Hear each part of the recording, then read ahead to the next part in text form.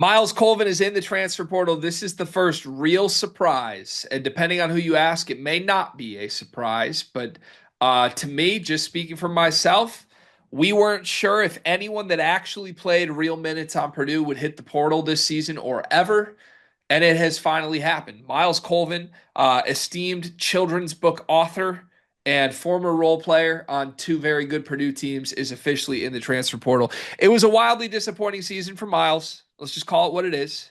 Both him and Cam Heide underperformed immensely to our expectations, and I think to Purdue fans' hopes this year.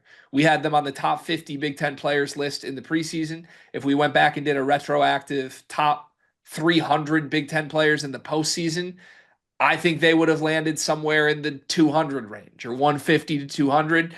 Um, that's not to disrespect them, but it just didn't work the way it was supposed to. Colvin averaged 5 points a game, 2.5 rebounds, only shot 31% from three on 3.5 attempts per game, playing in between TKR and Braden Smith. Let's just throw it to you for a quick reaction. Dion, are you surprised that Myles Colvin has decided enough is enough at Purdue? I'm not crazy surprised. I feel like he deserving of more opportunity? I don't know. But in the world of the transfer portal, it doesn't matter whether you're deserving of it or not. If you feel like you should have more opportunity, you have the ability to go find that opportunity somewhere else, right?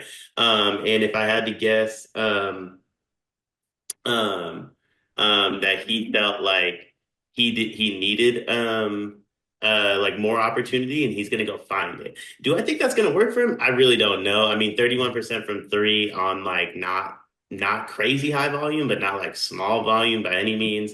37% from the floor.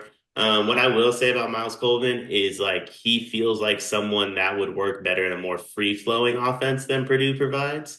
One where like he can kind of get up and down and run a little bit more than maybe he was able to with Purdue. So like maybe that plays a role in it. But I'm not too surprised just because this portal's crazy, G. Like it doesn't matter whether you should leave or not. People are just leaving. Yeah.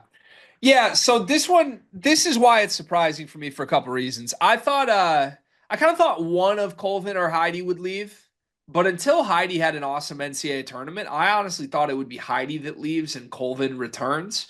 I will say this, if you're a believer in like Trilly Donovan and his intel, which I am for the record, I know that both Colvin and Heidi have been on watch lists for a couple months now. It remains to be seen if Heidi will leave or not. I don't think Purdue wants Heidi to leave.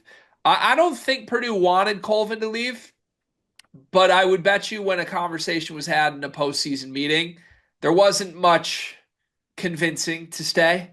If Colvin came in on some like, hey, I'm thinking about leaving, I would bet it was a quick, okay, we wish you the best. That type of thing. That's not meant as disrespect, but I just think a big part of Purdue's issues this year were the fact that Colvin and Heidi weren't ready for the role that they were supposed to have as breakout guys. And Heidi at least showed signs of that late with the rebounding and the shooting. Colvin really had moments like eye popping dunk stuff, but it never really came to fruition for him. The reason it's so surprising for me, mostly, is his family story. So his dad played football at Purdue, Roosevelt Colvin, NFL guy. He played at Purdue. And then his sister Raven is on the Purdue volleyball team. So there's a lot of Colvin family content. I mean, they've been front and center for the cameras this year. I don't know. You just hear a lot about the Colvins as a group. They obviously love Purdue. It's a little surprising to see a legacy in that family environment turn away from it. But, I do think this is the right decision for Myles and his basketball career. And I think it's a decision that could end up benefiting Purdue based on how they backfilled this spot. Yeah, I think if you're Purdue, you're losing a guy 17, or I'll round up for him, 18 minutes a game, 5 points per game on five shots, 31% from three, and you're freeing up a roster spot where you get your advertisement is like, hey, do you want to come play with Fletcher, Laura, Braden Smith, and TKR? Should be a pretty easy sell for a lot of people, I would say. Like you could very easily upgrade this scholarship spot. And to be fair to Myles Colvin, the same could probably be said for him, where he gets to go from Purdue, where he had a minimal role to he might be able to find a landing spot where he's a 25, 30 minute per game guy. I don't know if that's going to necessarily be at like a Big Ten school though. I think that's the reality of this for him.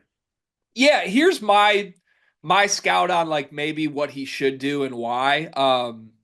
So look, I believe in Colvin's shooting ability. He's only a 34% shooter on his career now on 189 attempts. He really shot it poorly this year. That's the issue. He just did not make his open shots, and he got a lot of open ones.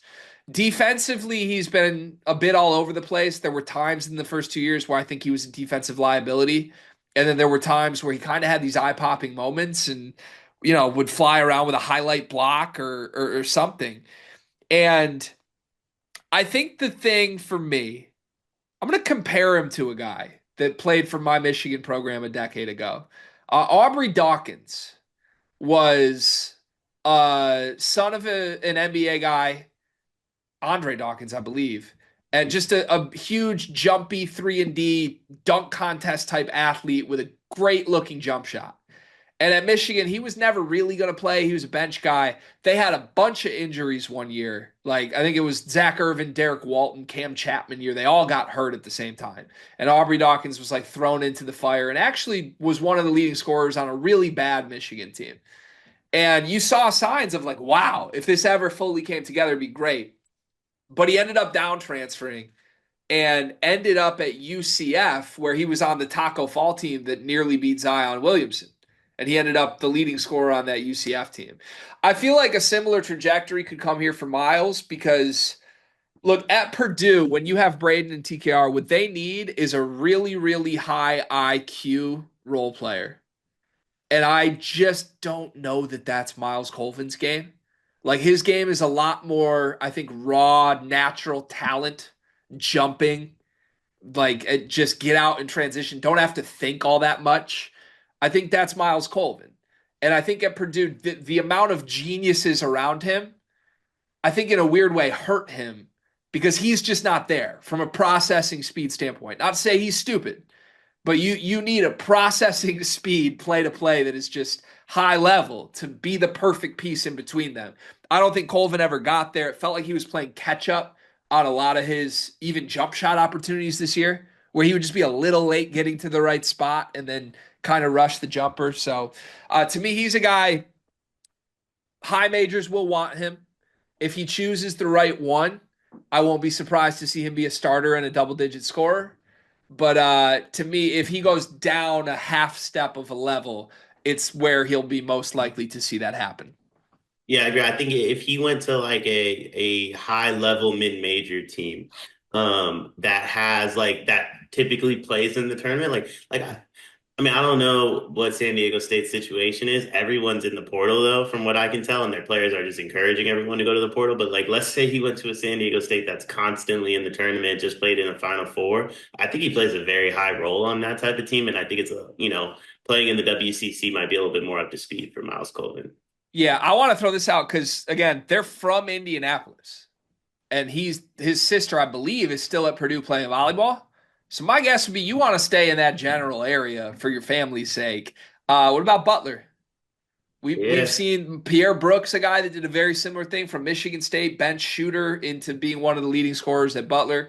So I would just throw that out as a destination to keep an eye on. I think that would be a good fit under Thad Matta at Butler. And from a Purdue standpoint, my last thought on this, it probably hurts because I know Purdue fans are unique in the sense where this doesn't happen very often in their program and they don't handle this very well. Some programs lose a guy and it's like, good riddance, fine, thank you, see ya, don't think about it. Purdue fans is like Will Berg hit the portal and they're like, damn, like, it just like it stings a little. I think with Myles, this is the first one that's really going to sting.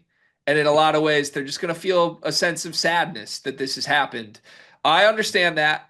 And that's why they're a special fan base. But I would say this gives Painter an opportunity to do exactly what he needs to do with the roster.